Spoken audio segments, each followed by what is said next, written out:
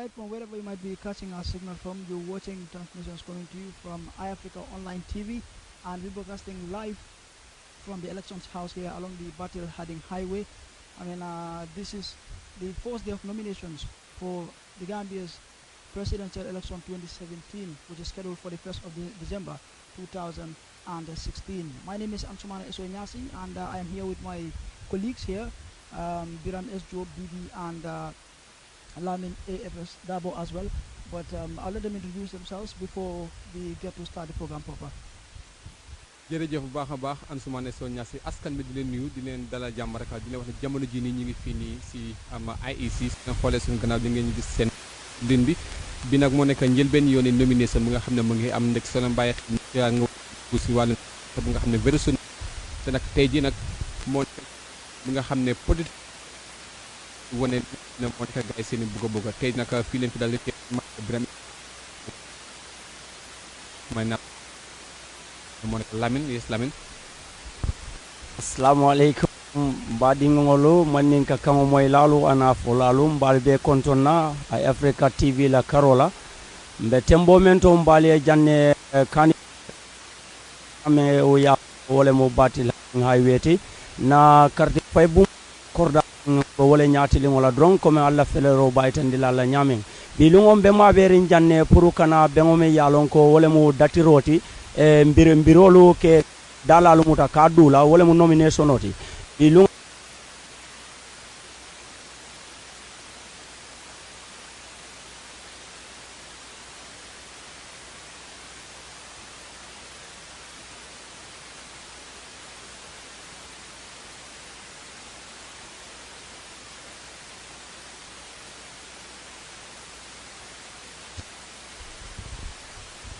Well, thank you very much, Lamin and Biran. Just to remind you that you're watching us live along the Battle Harding Highway here. This is iAfrica Online TV, and this is the first day of nominations for the Gambia's 2016 presidential election, which is scheduled for the 1st of December this year.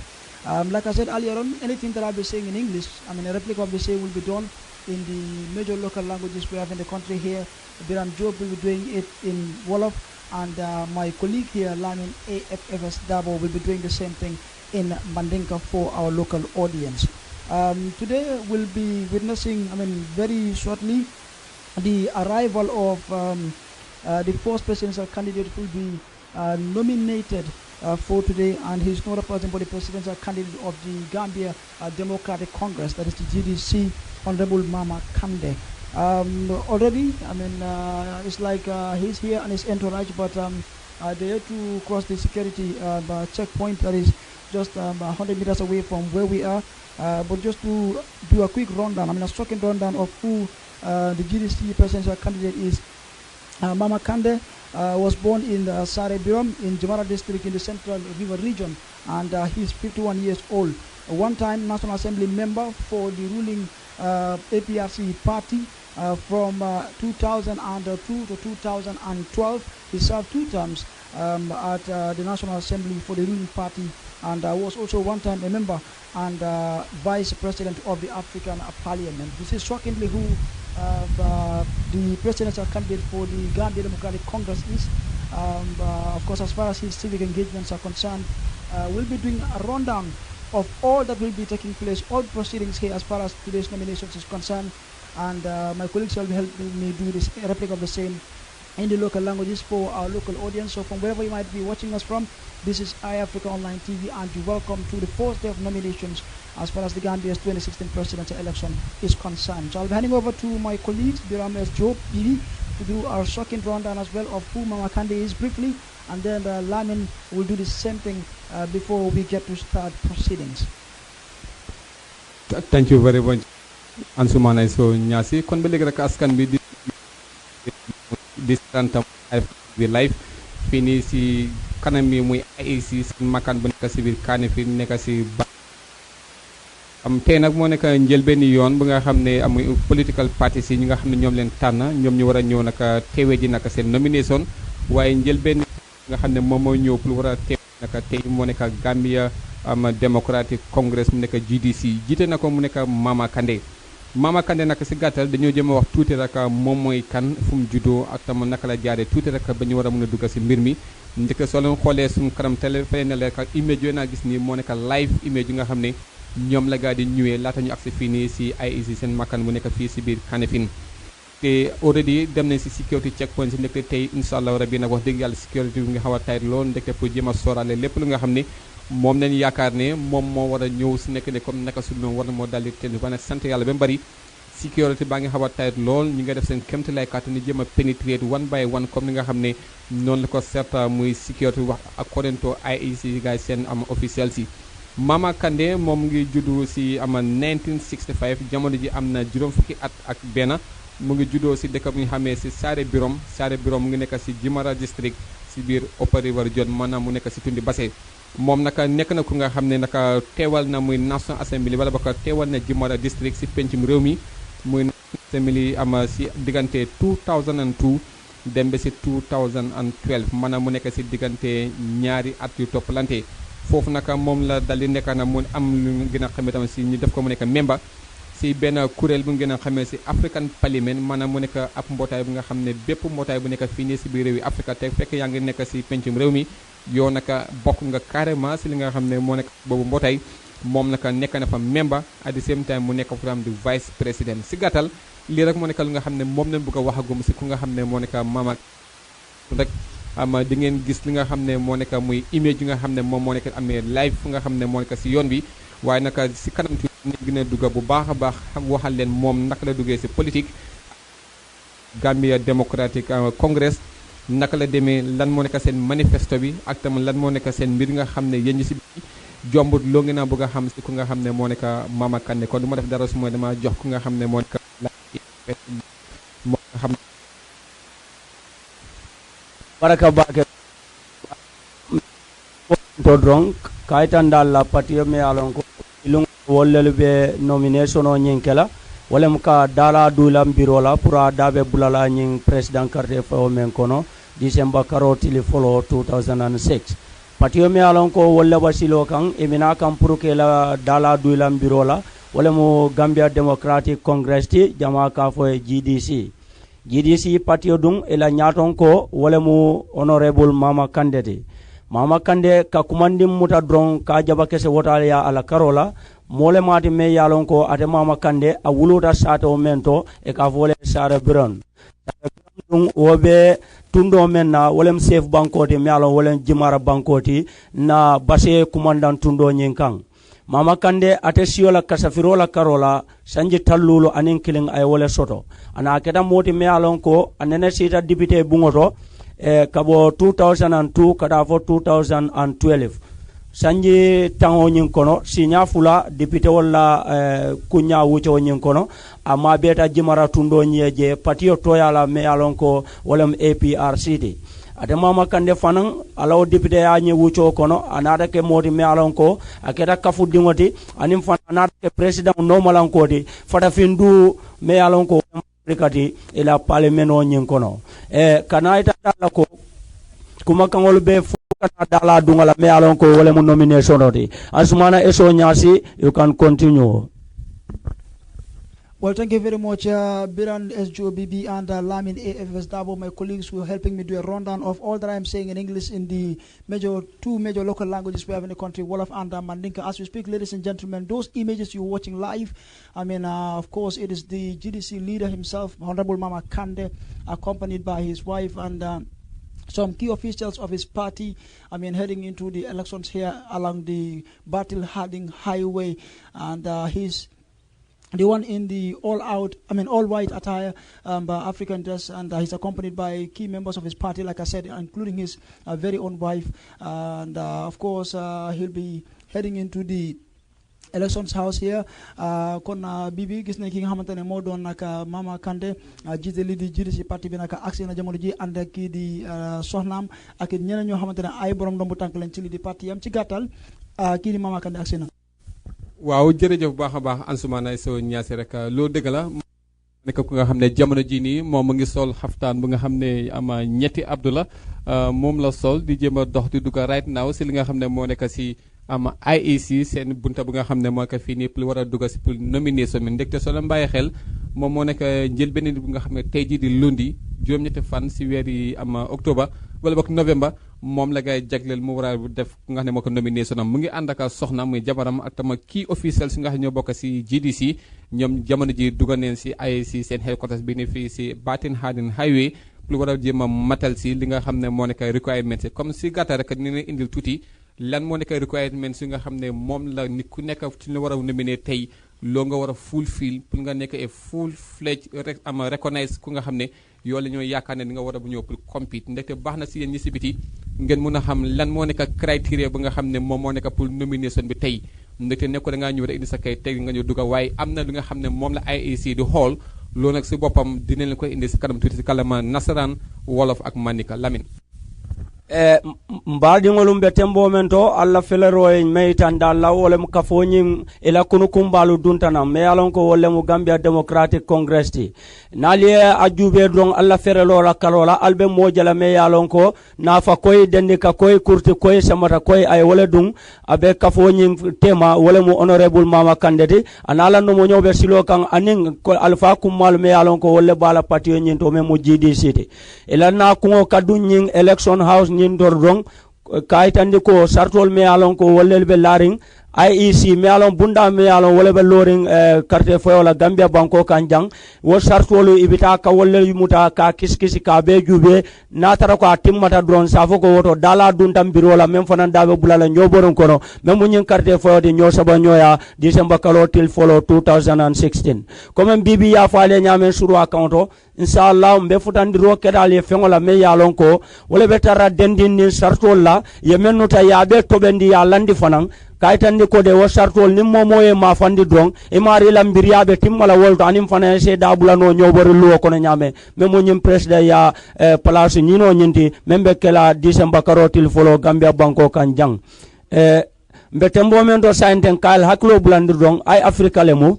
mbe kuma kan sotola ali angale kangola surwa kango anim fana mandin ka kango inshallah fengo fen nata ko abe kala jam biti lola nim badi ngolo nal bebe den nalal drong al sitenden ka felero ke ay Africa la nim me yalon ko ye mobile ole soto bang waram bulu chafurang talu drong abem fennede me yalon ko ni internet o be bul rese ay Africa soto no be dunia dawda ala baraka ansumana. Well, thank you very much, Lamin and Biran. Like I said, will be helping me do a rundown of all that I'll be saying in English in the major local languages that we have in the country, especially in Wolof and Mandinka. Just like Biran said in Wolof, a few minutes ago,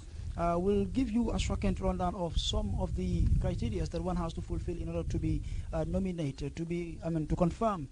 your candidacy as far as vying for this year's presidential elections is concerned. One has to be between the ages of 30 and 65, and of course you have to have at least 5,000 voters. Behind you, 200 from each region. That is the 7 administrative regions we have in the country, and you have to give a deposit of 500,000 dollars. That is $500,000. The first phase of the forthcoming electoral process to take place December 1st, inshallah. And Honorable Makande here, representing this flag bearer for the GDC. You are most welcome, you and your entourage. As usual, this process will have to go through what needs to be done for you to be eligible to be nominated to contest the elections. So on that note, Sambujan, Yes. Let me have the list. We've gone through your requirements, and so far there were only 3 items that were yet to be done. Can we switch our phones off? We just confirm Pete. Okay, so as it is, well, for the benefit of everyone, the first item was that the candidate should be a Gambian, which he is. He cannot obtain a minimum age of 30 years, but not more than 65 years, and you are within that range. A candidate has completed senior secondary school education. We need to have those certificates.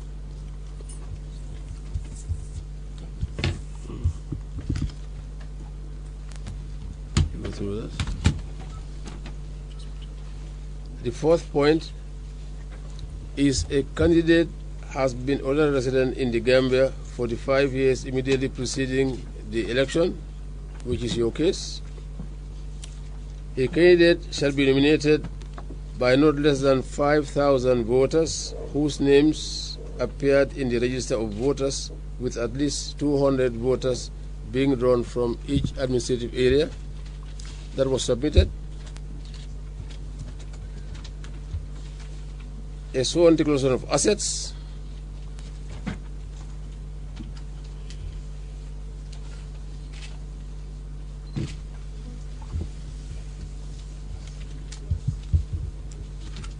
income tax clearance,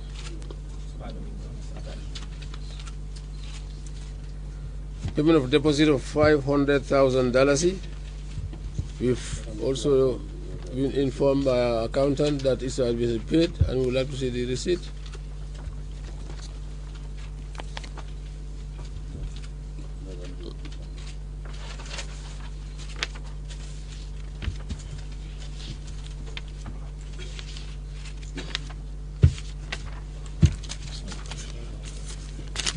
And 9, representative symbol, color, and photograph of the candidate.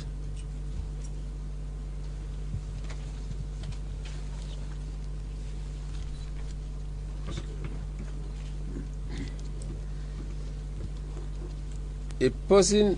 who is qualified to be registered as a voter under the Constitution and the Election Act may contest as an independent candidate in any election. This is not your case. A political party candidate shall abide by the Code on Election Campaign Ethics,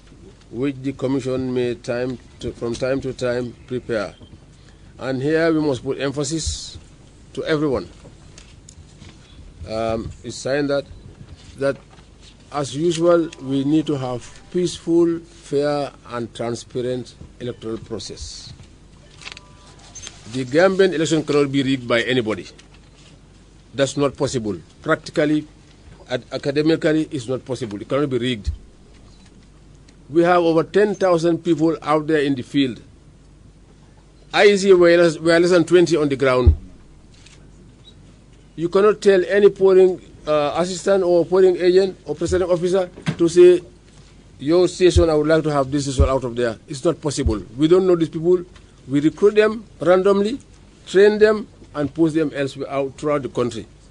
So there is no way anybody can rig it. Election process is so fair and transparent that before polling starts, all your party agents, security people will ensure that the polling booth is totally empty. The ballot drums are emptied. They are sealed in the presence of party agents and representatives. The very party agents will take these polling drums into the polling booth. And from that point on, nobody has the right to enter into a polling booth except the one who is going to vote. Before polling starts, the party agents and the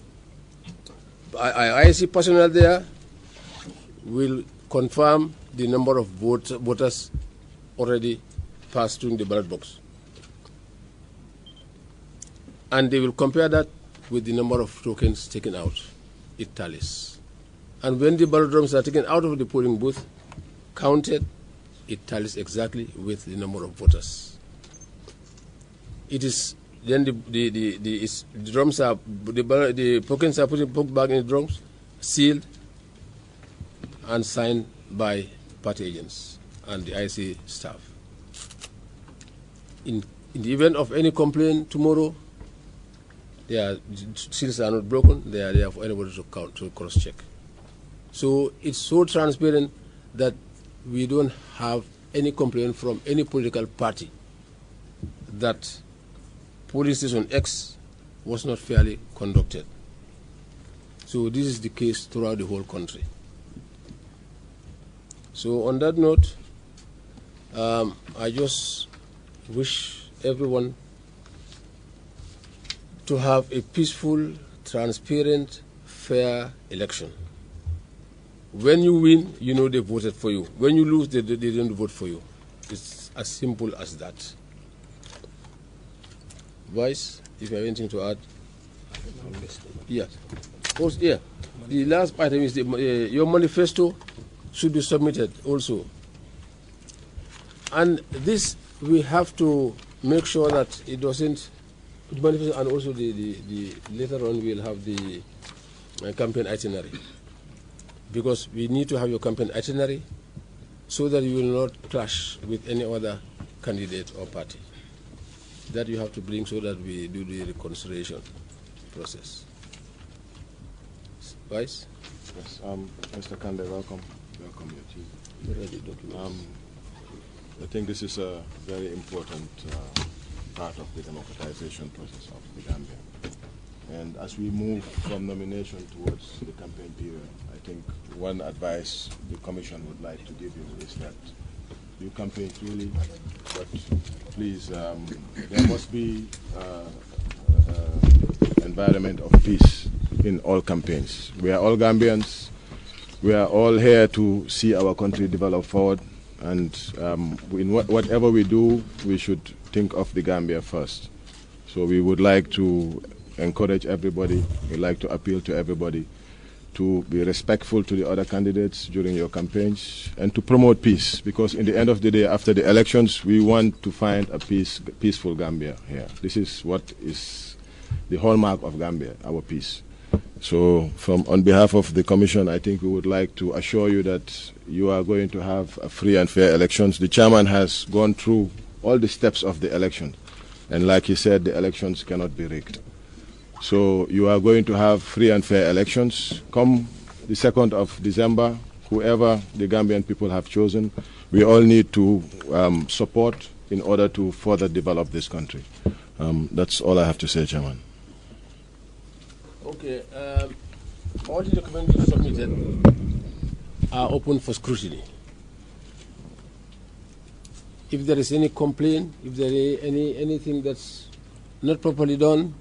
is for the other people, those who are scrutinizing, to bring those things out. But as of now, it's my pleasure to hand you over this letter to say that I've received all your documents, and this one to say that which states categorically that we've accepted your nomination. You are now free to stand, subject to any further scrutiny. Good luck and God bless. Thank you very much.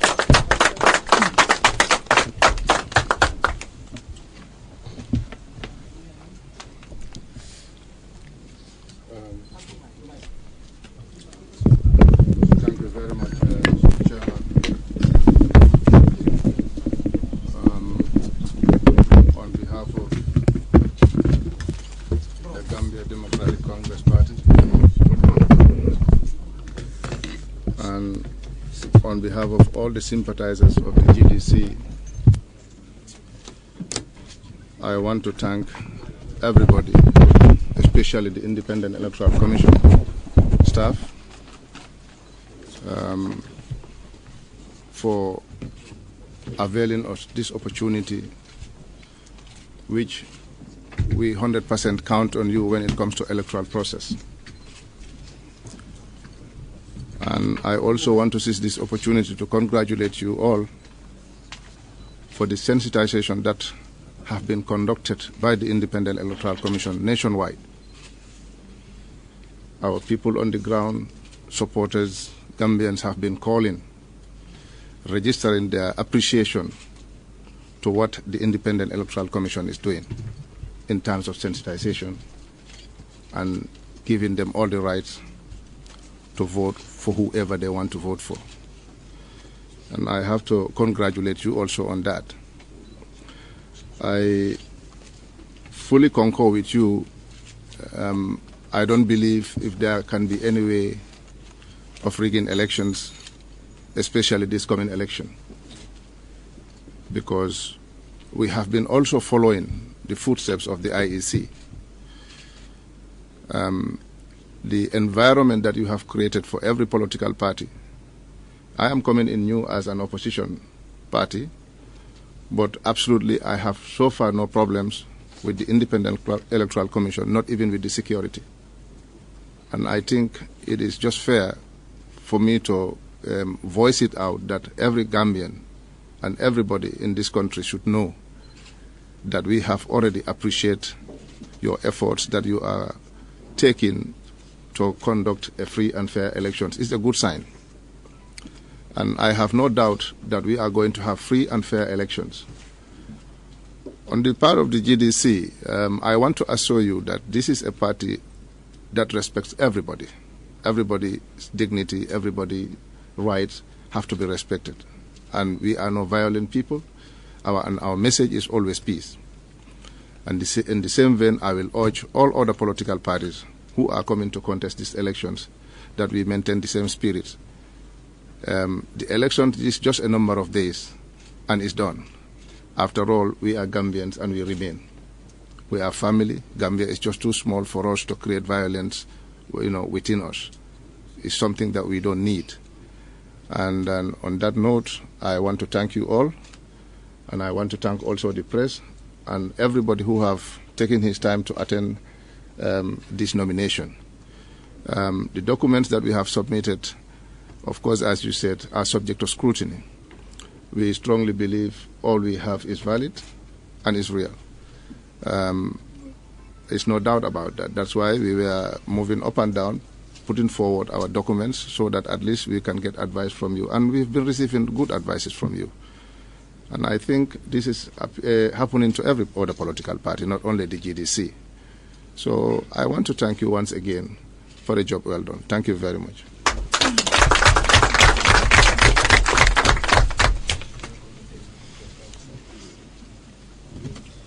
Well, now that we've done our part here, we can just say goodbye and go in peace. Thank you. Now you are in the hands of the press. Okay. Thank you very much. Yeah.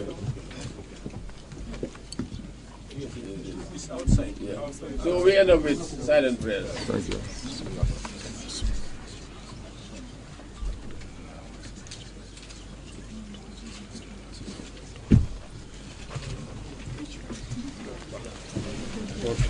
Well,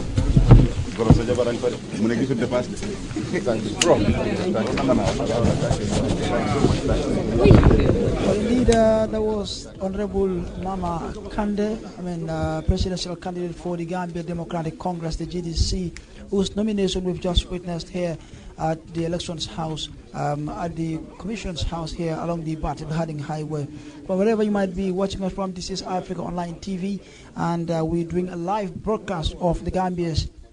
2016 presidential elections nominations. This is the first day, and we've just witnessed the nomination of Honorable Mama Kande of the Gambia Democratic Congress. Like you've heard from the chairman, who gave a rundown of some of the things that you need, criteria that you need to fulfill in order to be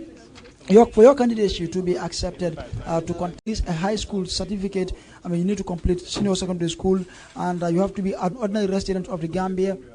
And you need nothing less than 5,000 voters, at least 200 from each of the 7 administrative regions we have in the country. And you have to declare your assets to say, this is what I have, this is what is under my name. It also has to be very, very clear to the commission if you've been paying taxes as well. So there has to be income tax clearance as well, which you have to submit. And you need to deposit nothing less than $500,000 to the commission's account. And you need to have a representative symbol and photo, as well as a color, something that will show that this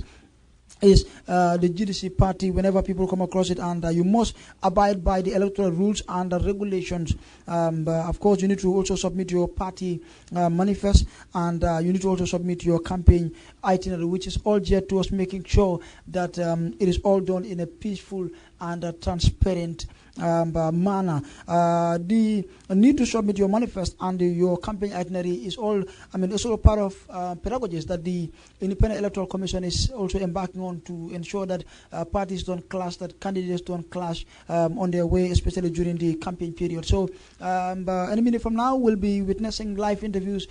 between the press and the GDC leader, that is Honorable Mama Kande. But before that, I'll give my colleagues Birames Job and Lamin AFFS Dabo to also give a rundown of what I've just said in the local languages. alright jërëjëf bu baax a baax Ansoumana Sow Niasse si kalama nasaraan rek si li nga xam ne jamono ji yéen ngay xoolaan AFK TV live fii nii si Batin Hadin Highway bu nekk fii nii si biir Kanifing Election House bi nga xam ne IEC bu yàggu rek ba daanaka ay ministre gannaaw leen dem ba accept ne jamono ji Mama Kandeh bokk na si ñi nga xam ne ñoo war a ñëw pour xëccoo wàllum président ya si njëlbéen fan si weeri décembre atum 2016 li naka moo tax naka am na naka yenn start yu nga xam ne kenn ku nekk si ñoom ñi ndekte jamono ji ñoom ñett la moom nag moo nekk njëlbéen nit ki am na start yu nga xam ne moom la gaay di xool si moom ba pare ñu mun a nangu ne kii nii bugg a neen pour ñu war koo mun a d'accord ngir mu war a bokk si ñu war a xëccoo sànni kàrta benn bi mooy moom war na moo nekk ku nga xam ne juróomi at yu passé yi daf lay ñëw Gambia maanaam dafa nekk ordinary resident suñu ko waxee mooy ku nga xam ne daf lay ñëw Gambia di dem ñëw di dem mbaa sax dafa nekk fii si biir réewi Gambia juróomi at yu passé nii ñaareel bi war na moo nekk ku nga xam ne am na fanweeri at dem ba juróom benn fukki at ak juróom ñetteel bi moo nekk war na moo nekk ku nga xam ne dafa jeexalee jàng muy li ñu xamee si senior secondary school muy lu ko dalee grade 12 dem si kaw ñu ne ñeneenteel bi tam moo nekk ku nga xam ne war na moo am nit yu koy tànn war a toll si juróomi junne nit fii si biir réew mi waaye nag si juróomi junne nit yi nii ñaar téeméeri nit ñoo war a bay ko si bépp gox-goxaan bu nekk fii si biir réew mi muy Kanifing municipality Banjul City Council West Coast Region Lower River Region Central River Region dem ba si Upper River Region maanaam mu nekk Tundi Basse waaye nag ñu ne si nekkee ne nag am na ku nga xam ne moo manqué si li nga xam ne moom moo nekk si date fanweeri ñaar téeméeri nit yi duñ ko everybody recognize. that you see sympathizing with the GDC are coming from other political parties, especially the ruling party, that is the APRC, who are carrying the majority. And I think that alone have given everybody the hope that GDC can make it. What will be your concrete statement to clear the air for the Gambian people who have this belief as a result of the rumors speculating around that you are a puppet party that is standing side by side with the president of this country? The word puppet, I don't think if that is even to say I am not a puppet and I'm not a puppet to anybody. No political party, no individual is putting me up as a party or as a presidential candidate. Those are rumors, and these are rumors that we cannot stop. People think or say whatever they think and whatever they want to say. Everybody have the right to think whatever you think of. But I have never been funded or put up by President Jammeh. I am the first Gambian who have worked with President Jammeh, form a political party and challenge him. I think Honorable Kandeh, this is Johan Sengo. I have a question. Yeah. Honorable Kandeh, there's a probability, there's rumors around town that there's a probability you might get back with the collusion. Is that a possibility? I want to hear it from you straight. Mama Kandeh and the GDC, those are always open, as long as the selection process and the primaries are put in the right way. We believe the selection was not fair and was not transparent. Would you say it's too late right now? I am not saying it's too late. The doors are still open. We still have up to the 23rd of November, as long as they are ready for the Gambians to decide, not 3 or 4 individuals to decide who should lead a coalition. How do you want the selection process to be done? That we put our polls all over the country. People come out and vote. Whoever wins that election is the choice of the people. Do you not think the resources and the time, the proximity of the polls is too close for you to do that? Well, I think it will be available if we want to do it. You will be able to fund it. I am not saying I'm going to fund it. I'm not the only party. Come on. Can we? If I am. Okay, thank you very much. All right. One more question.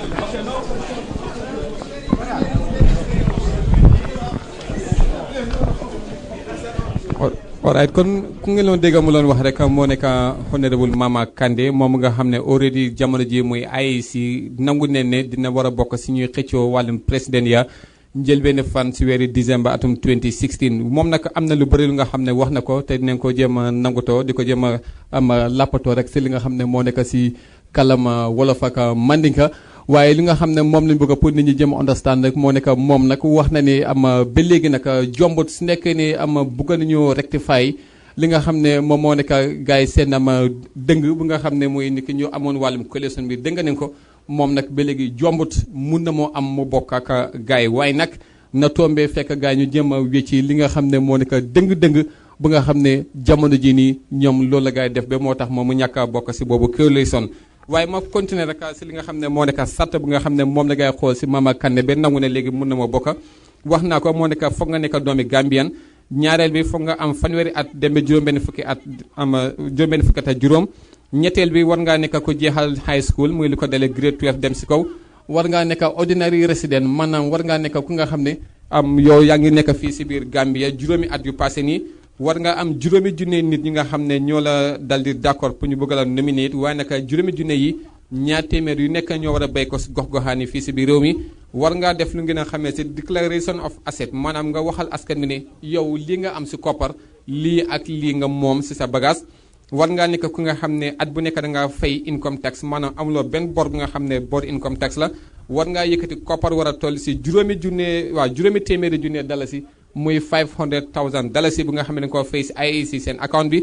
war ngaa nekk ku nga xam ne di nga am muy symbole maanaam mu nekk muy mandarga pour sa parti bi war nga am tam netaal buy wane ne bii mooy netaali Mama Kandeh si boobu ama façon yi ama mbuba mbaa lu mu tuddoon war ngaa am tam couleur maanaam kola bu nga xam ne mooy mun a wane ne kii nii moo wala ba kola bi moo nekk kola parti bi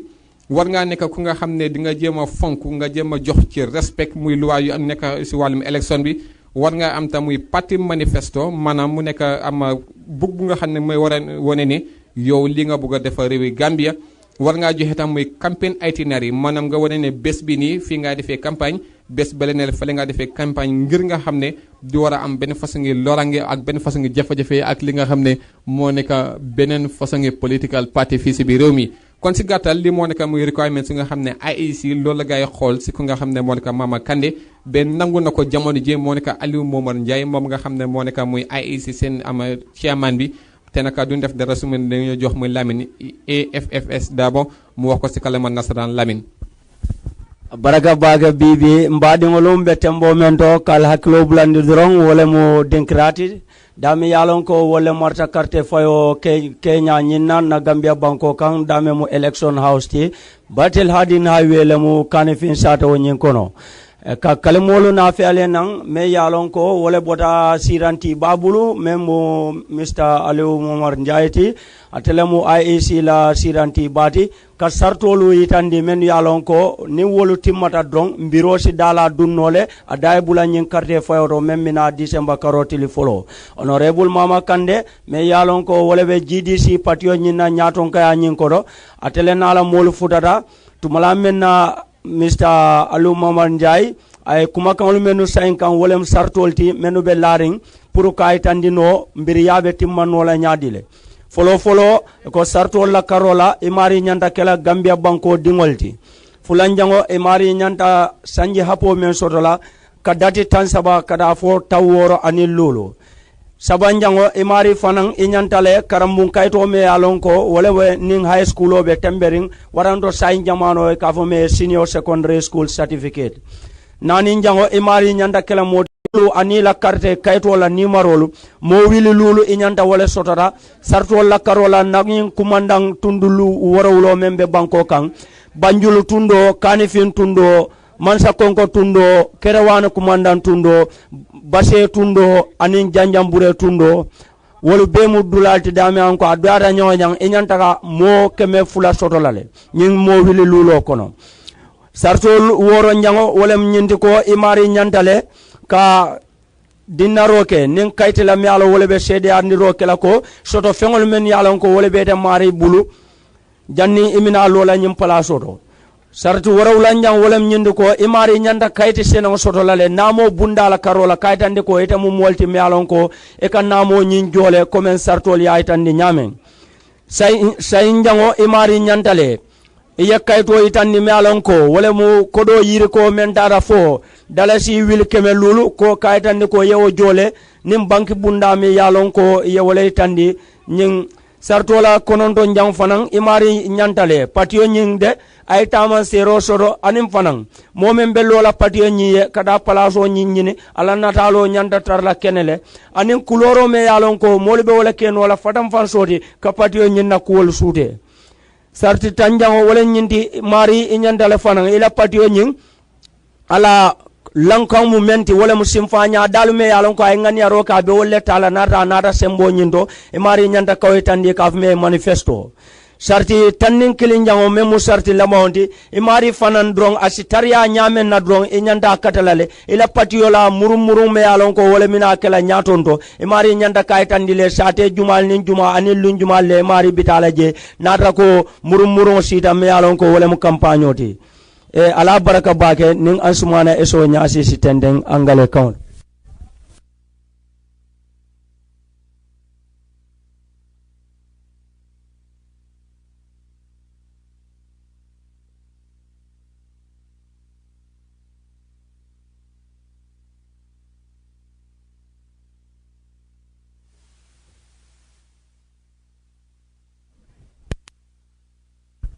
Well, thank you very much, Lamin AFS Dabo and Biram Job.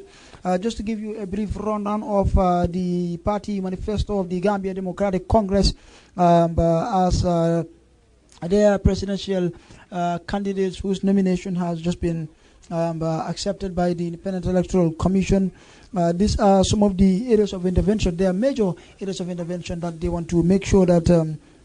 they want to work on to ameliorate the lives of ordinary Gambians and every Gambian at large. Just very quickly, these are 10 areas of intervention that, as far as the GDC is concerned, that they want to really focus on if they secure power come December 1st, 2016. One, they want to put up a better and equipped health service in the country with sufficient medical care facilities, drugs, and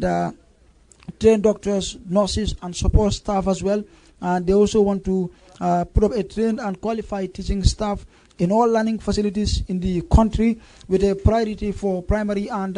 early years education with an aim to ensure best start in life. They also want to reform the office of the President of the Republic of the Gambia to not more than 2 terms per person. The GDC, they are suggesting that a 5-year term in line with international standards be approved at a referendum, that is if they win this year's election. And they want to reform the judiciary, the civil service, and local administration as well, to make them linear and focused, to ensure that they serve the Gambia's national interest and all employment to be based on merit. They want to also embark on reforming the Independent Electoral Commission and electoral laws to meet international standards of best practice. They also want to embark on job creation programs, especially for young people in particular, to halt the flow of backward syndrome, control rural urban migration, and economic empowerment, prosperity, and economic security. And they also want to ensure job security for all workers in the Gambia, to make work pay and improve on tax collection, to invest in our public services. They also want to promote young people securing their economic freedom by owning their own homes, thereby forcing the private rents down. Ninth, they want to promote national unity, reconciliation, and peaceful coexistence among Gambians, which we know have been the norm as far as Gambia's cultural heritage is concerned. We coexist, we live in peace, and may that continue for the foreseeable future. They also want to ensure that social security live up to its corporate responsibilities of supporting workers in retirement. So basically, these are 10 key areas of intervention that the GDC as a party want to work on if they win this year's upcoming presidential election, God willing. So basically, this is just a brief rundown, Beran, of some of the key areas that the GDC want to starkly work on if they succeed in winning the upcoming presidential elections. All right, thank you very much, Ansumana Nyasi. Jërëjëf bu baax a baax Ansumana Nyasi rek si kàllaama nasaraan gannaaw ba nga xam ne ñëw nga jéem a wone seen pledge mooy bugga bu nga xam ne muy GDC ñoom loolu leen bugga pour ne suñ demee ba taxaw pour war a nekk njiiti réew mi fukk yu nga xam ne la moo njëkk a yëkkati pour jëm koo taxawal. Benn bi nag mooy dafa jëm a def kémte lay kàttanam nga xam ne képp koy liggéey si bunti wér-gu-yaram maanaam si lepitaan yi di nga am xam-xam bu sell xam-xam bu nga xam ne moom nga war a am pour nga war a def sa kémte lay kàttan pour wér-gu-yaram gën a mun a nekk di baawaan fii si biir réew mi ba képp ku feebar nga mun koo faj si ni nga xam ne noonu la gën a demee te fekk tam du war a am benn fos nga jafe-jafe ndekte mu ne dina def kémte lay kàttanam nga xam ne bépp lepitaan bu nekk fii si biir réew mi dina am garab yu nga xam ne moom la yelloo te dina am tam ak docteur yi nga xam ne ñoo fa war a nekk rawatina sax mu nekk ay noos nga xam ne ñoo fara ñëw pour def seen kéemtalaay kattan mu ne ñaareel bi dina def kéemtalaay kattan nga xam ne bunti jàng bi muy éducation système bi dina def kéemtalaay kattan nga xam ne naka bépp bër bi jàngekaay bu nekk fii si biir réew mi mu am lu mu war a jàngalee ak tam ñi nga xam ne ñoo fa war a jàngalee ndaxte mu ne loolu daf ko njëkkee na teg si bot bu baax a baax si primary ak tam early years of education maanaam lu ko dalee si nursery school muy njëlbéeni at bu xale bi di am si wàllum jàng dem ba si lu ko dalee si juróom-benni at yi nga xam ne xale bi am na ko si wàllum jàng mu ne loolu dina def kéemtalaay kattan nga xam ne nit ñi dinañ am li nga xam ne moo fa war a dal di teew ñetteel bi mu ne dina def kéemtalaay kattan mu jéem a am coppeeku bu mooy coppeeku si wàllum réew mi mu ne bokk na si mu nekk office of the president maanaam mu nekk muy makkaani njiiti réew mi dina jéem a toog waxtaan ak ñu war a waxtaan nga xam ne dinañ ko mën a wàññe mu nekk two term limit maanaam nga xam ne ñaari yoon rek ngay war a jiite su jeexee yoon nag jeexal nga si jiitali réew yi Gambie te mu ne loolu su paree dina jéem a junji ñu mën a am lu ñu gën a xamee si 5 years muy am term limit bi nga xam ne moom la ñoo war a mën a teg nga xam ne képp ko war a ñëw rek loolu nga war a matal waaye nag loolu dafaa nekk si diggante lu ngeen a xamee si référendum mu nekk waaw wala déedéet ñeneenteel bi moo nekk mu ne dina def kéemtalaay kàttan nga xam ne nag judiciaire maanaam mu nekk ñu nga xam ne ñoo nekk si wàllum atte mi ak ñu amee tam wàllum luwaay ak tam civil service maanaam ñuy liggéey si nguur gi ak tam yeneen bërëb yi nga xam ne moo ko gox nga xam ne nekk fii si biir réew mi mu ne dina ko jéem a def kéemtalaay kàttan mu jëm koo mën a ràññee jëm koo xaajale nga xam ne réew mi dina mun a xam lan moo nekk njëriñ ak tam lan moo ko mbébét bu nga xam ne moo tax ba jéem a sos bi façon ngi mbootaay mu ne juróomeel bi dina jéem a soppikuwaat lu ngeen a xamee tam si Independent Electoral Commission maanaam mu nekk IEC bi nga xam ne jamono jii nii foofu leen nekk dina ko jéem a soppikuwaat mu baax a baax luwaa yu amee wàllum sànni karta muy electoral laws yi nga xam ne dina mun a ndénkalante ak jéem a mun a ànd ak international standards maanaam mu nekk muy luwaa bu nga xam ne bitim réew yëpp moom leen àndale si wàllum sànni karta nga xam ne yëpp dafaa nekk benn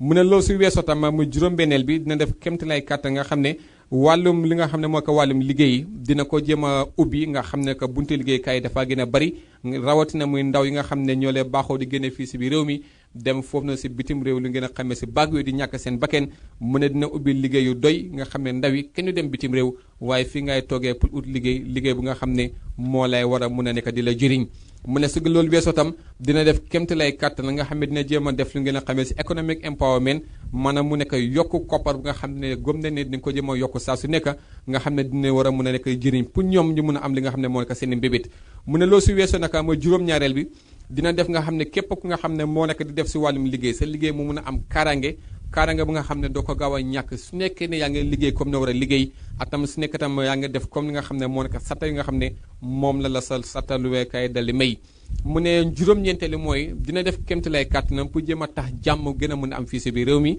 nga xam ne fépp fu waaye mutu nekk rek saa yoo bëggee jóg nga jóg saa yoo bëggee toog nga toog nga xam ne di nga mën a am dal pour mën a am jàmm boobu mun laa jëriñ mu ne loolu si weesoo dina jéem a toog def lu ngeen a xamee si réconciliation maanaam waxtaan pour ñëpp war a nekk benn juboo si gis-gis juboo tam si àndandoor mu ne loolu si weesoo dina def tam muy diggante bu nga xam ne moo yàgg a am si diggante rataxal bi si diggante képp ku nekk doomi réewi Gambia nga xam ne foo mutu nekk rek nga mun a xam ne yook nit ñi yéen a bokk fukkeel bi nag moo nekk muy dina def kéemtalaay kàttan wàllum social security maanaam mu ma nekk di jànkuwanteel ñu mun koo safara ngir yëpp mun a nekk benn nga xam ne njëriñ askan bi moo koy tax a jóg rawatina sax mu nekk ñu nga xam ne ñoo liggéey ba jeexal ñu ngeen koo xamee si retirement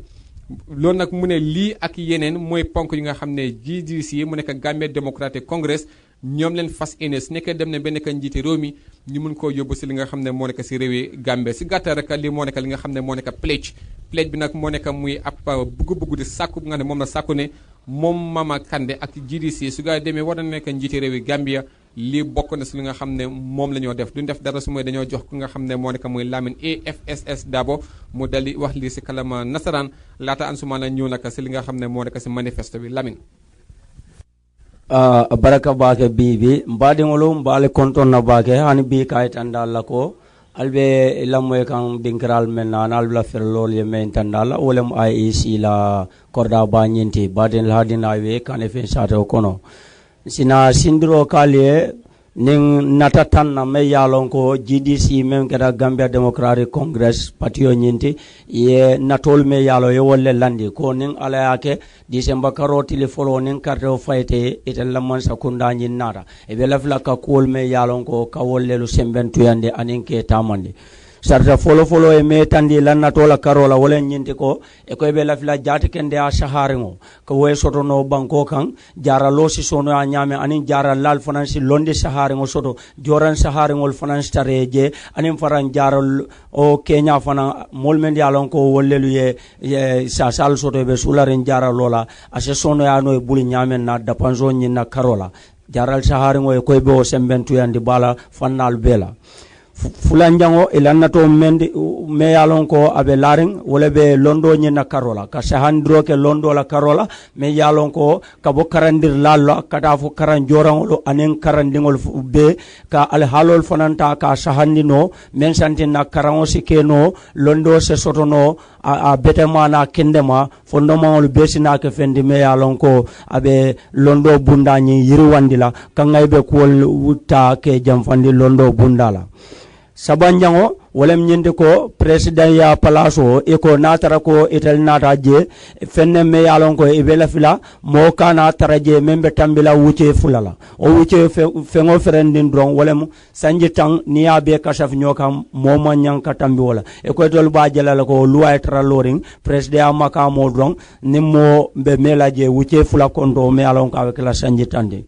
nani njango e ko wala munyende luala karola be sembentu yandro kala je bake luala karola luwa bunda do kundu lalu ana tamandir lalu abesi ke fendi me alon ko abetara tamane nin tilingolo kodo mobe la denna niyonin drong tumala ni be kudo dila ro sa di ko ma nyanda ka nyame e ko be sembentu yandro kala luala fonnala kitiol si sotono ana funa ke kitiol te membe tara lori silol kanin sarto nin tilingol nin kodo lulun jango elanna tolla karola GDC iko na bunda ba mi alon ko wole marta carte fayola memo independent electoral commission de e ko nada ko to le sembo so de nada de be luwal talale ke luwalu lande ka luwal men yalon ko wolle lu bekela fenti membe bete anola molu fe kaje ko carte fayola luwalu asike fenti me yalon ko abe kala nin tilingol lelti anim fanan ko kurundi na loring ni sone a kono kartol sikar fay nyamena molu strano balu kan kayro kono e bo luasi valle londila carte fayo nyina karola lualu menu beje etendenda fanan kaydande ko de nata woro njang men soro wala be dandin ni doku soto nyina karola ko ba yirwandiro kala baake be dinkral tala ke soto banko dulal beto nyin surtout fonnin ke wala karola e doku soto si ke fende me an ka be sone ala anum fana yaaje ko de fonnin ke wala al halo obe kuma bala nin e doku soto asen tankandiro ngaybe ko wala mi alon ko wala mo fintote kada bandala bankol nyin kan nin commercial la mi an ko wala bala silote men kasaro sembo waralen nan jamano kan ilannata woro wulanjango ye wala tande ko fanko la karola ebe kumandiro kala je ba kala kaje ko fanko star lori me alon ko abe kala fanko de membe bambanding anim fanan asike mobe fanan na nafade karki ne fanko nyin jube wala molla soto nyin kenya ron soto bulol sir wano nyamen hani doku lalu karfa jol se buno asike fenti me alon ko abe nafala bake are kele ngaybe kude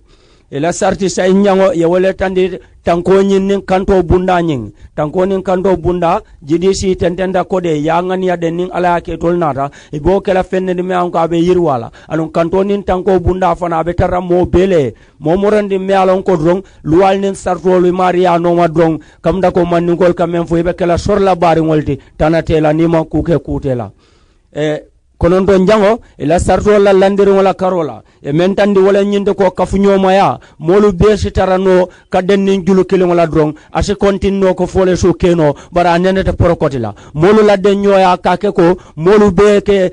julu kilingo e be ke o sabalati comme fole so keno nyinka al halol tamande nyame fole siela fansoto wala banko demo be a be sitarano kankilin ko a be tara kafunyo ya ko si fadan sum fansite taraje molto so la menu be dolu dila sako se prucha se cheku e ko baajela ko o kafu nyoma ya nyomuto ani nyomu daru nyoya o be balula banko nyinkanne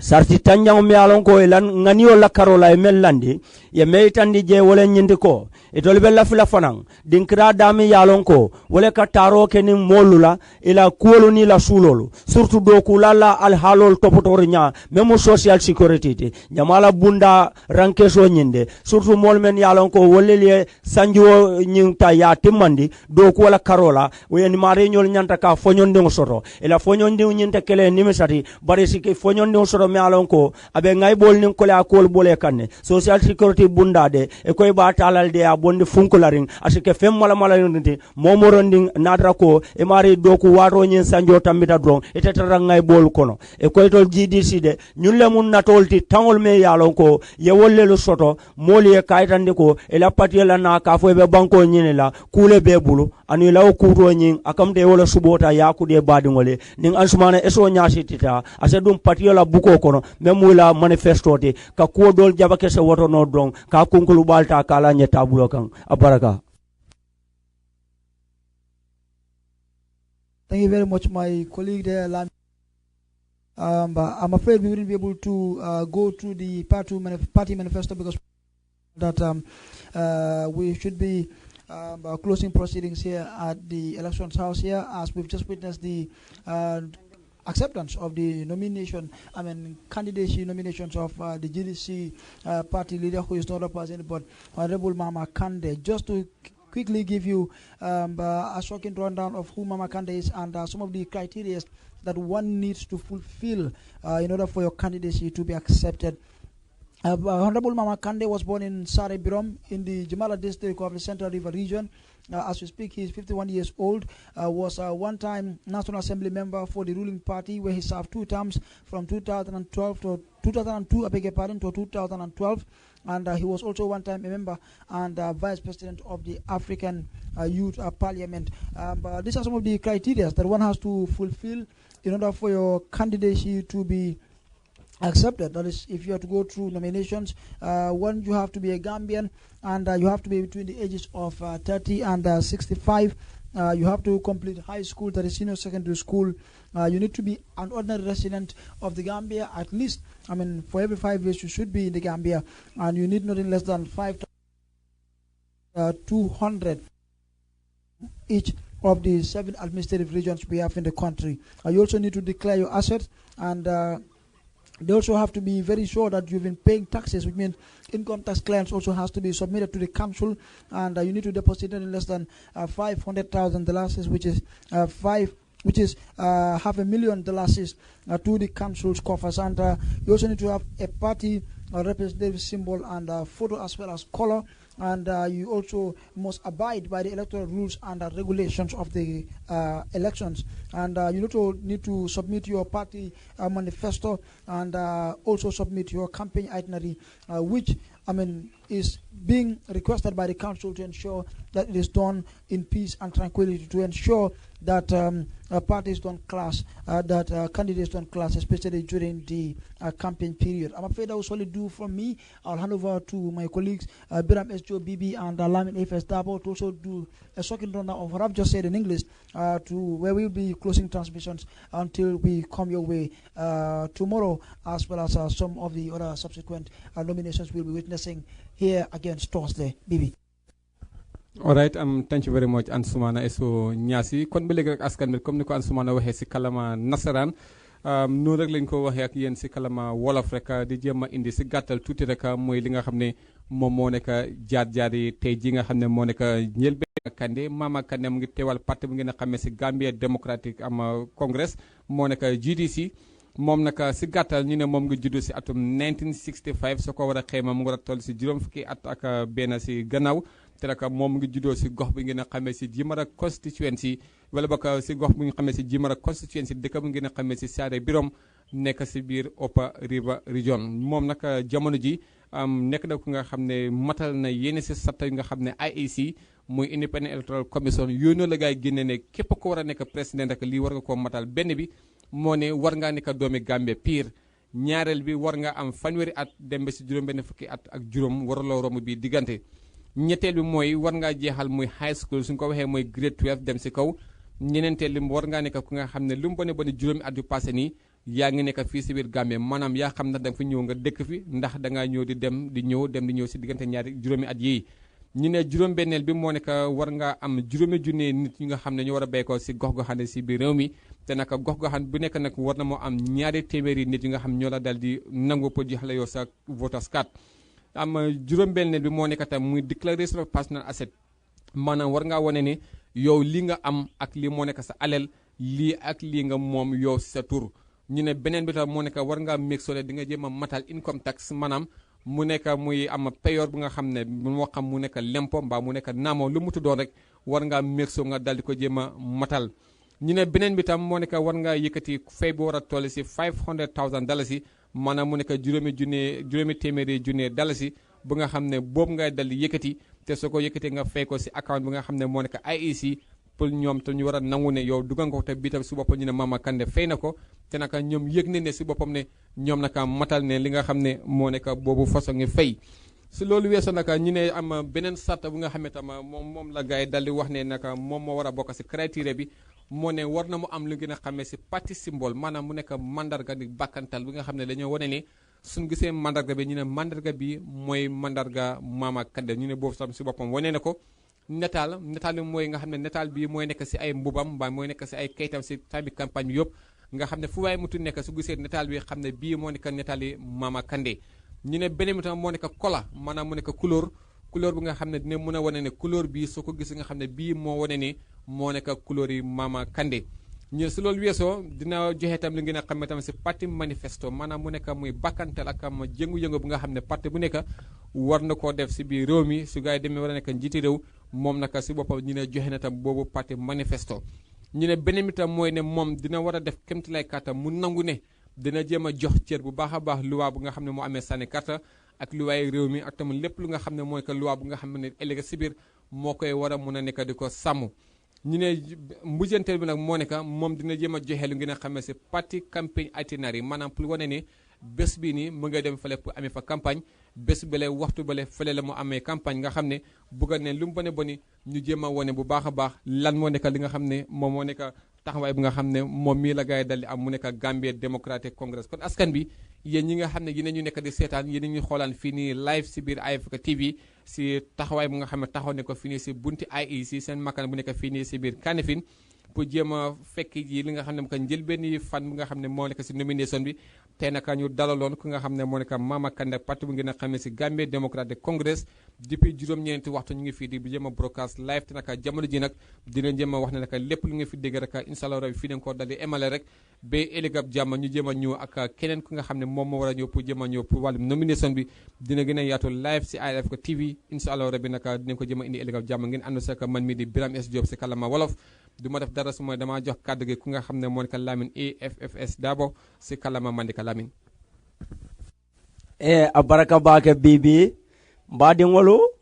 mbe tembo men to dron se kuma kaŋol nafi ale nam me yalon ko kuwol folo dulato dron ŋa wolle sayin kaŋ ñiŋ kammala ko mina ka bundal ñinta ka soroŋ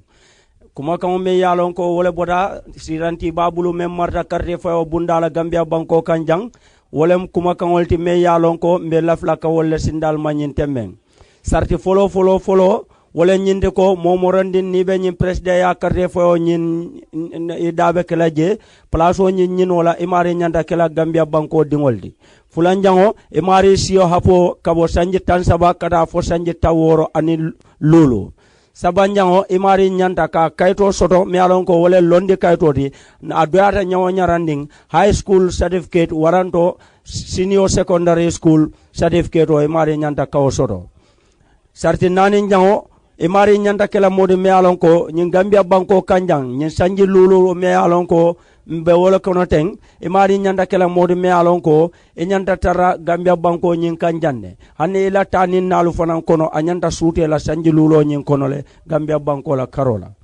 sarti lulu njango imari nyanta ka monan ka mo sodo me alon ko abita fo mo wili lulu me yalon ko wala carte fay kayto ani marolu ni to betara safaring kayto membala e mari nyanta o sotla nyen tundi worowlo me yalon ko wolle ben na Gambia banko kanjang e mari nyanta doata nyonyan kamo keme fula soto tunduto nyim mo wili lulo nyin kono woron jango e mari nyantale kaytandiro ke kuwol men yalon ko wolen soto fengolti membete mari bulu fengo ferende narre ko abe mari bul drong e nyantale yo fana nyitandi sarti woro la njango e mari nyanta kala molti me yalon ko julo mantare mari la na bunda mi yalon ko wolle marta namu kanola Kenya ka kayte saharum bonde nanje kaytandi ko de ete mun namu jolalti anu man julu soto me yalon ko wolle be dendin namo nyinna karola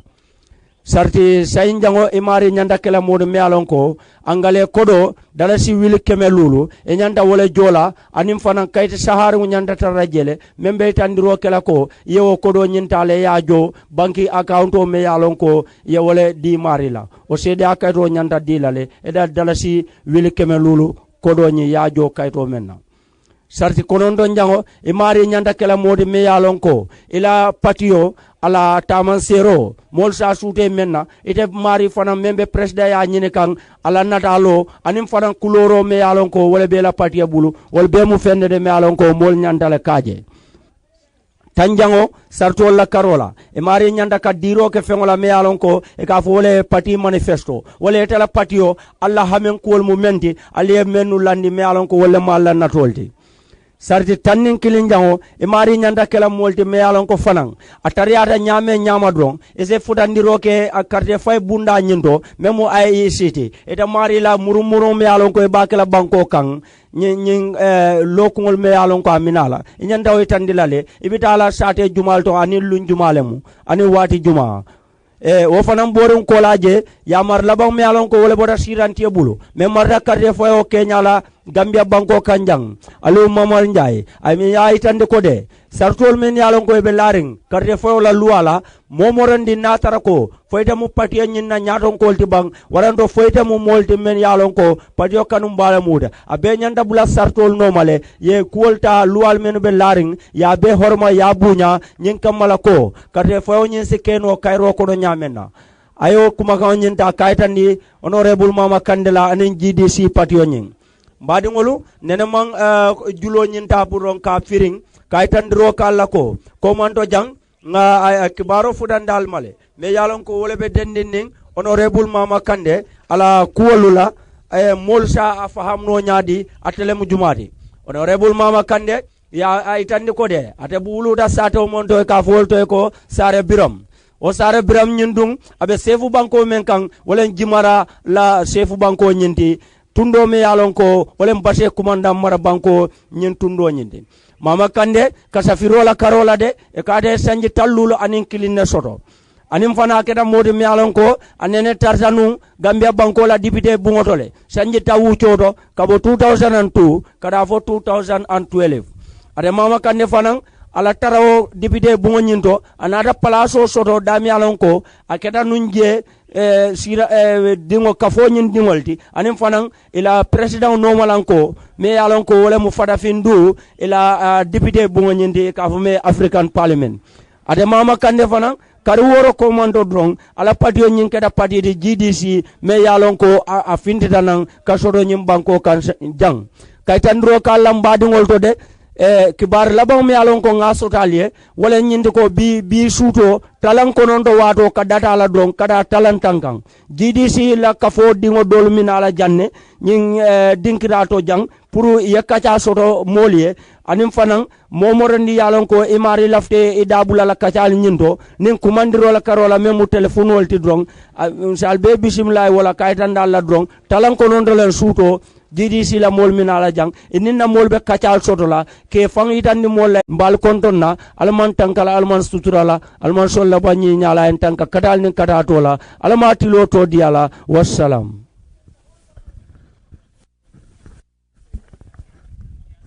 Well, thank you very much, Lamin AFFS Dabo and Biram S. Joe BB. I mean, from wherever you might be catching a signal from, again, be reminded you're watching us live along the Battle Harding Highway from the Elections House here. And this is the live broadcast of the first day of nominations for the Gambia's presidential election scheduled for the 1st of December 2016. Just a quick announcement here. We'll be having some party representatives from the Gambia Democratic Congress live here. At this very panel that we are at 9 p.m. That will be at 2100 hours GMT. So from wherever you are, you can follow us live on iAfrica TV. Until then, on behalf of